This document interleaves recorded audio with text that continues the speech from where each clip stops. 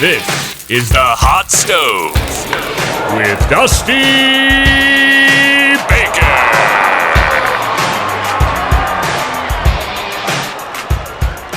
You are watching the Hot Stove Trade Deadline edition, and the Houston Astros in the American League West, currently the kings of that division, coming off a World Series championship in 2017 and an ALCS berth in 2018, looking to do the exact same thing again in 2019 as well and make a deep playoff run.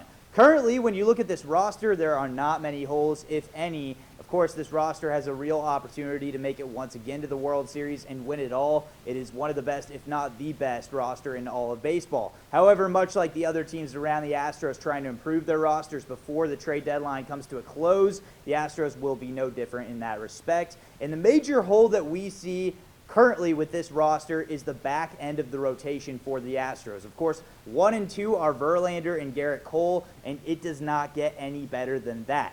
However, the drop-off is significant, and a key reason why, of course, losing Lance McCullers for the entire season due to Tommy John surgery, and on top of that, the recent injury to Brad Peacock has made this rotation look very, very thin at this time. Wade Miley is a very solid arm, but should not be the number 3 arm on a team trying to win the World Series. Could be a number 4 or number 5, so they need to fill in that role.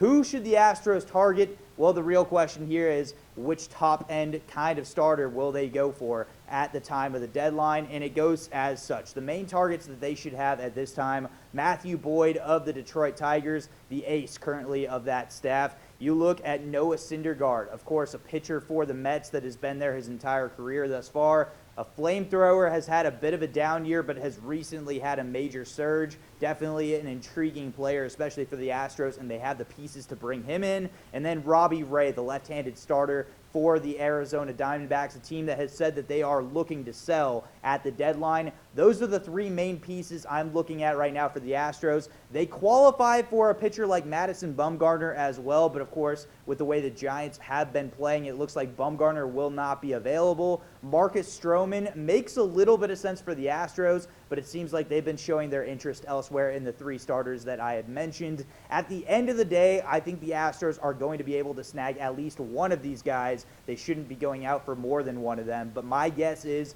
their pieces, and the most information that I've acquired over time is that there's been significant and mutual interest between the Astros and the Tigers. I think Matthew Boyd ends up at the trade deadline in a Houston Astros jersey.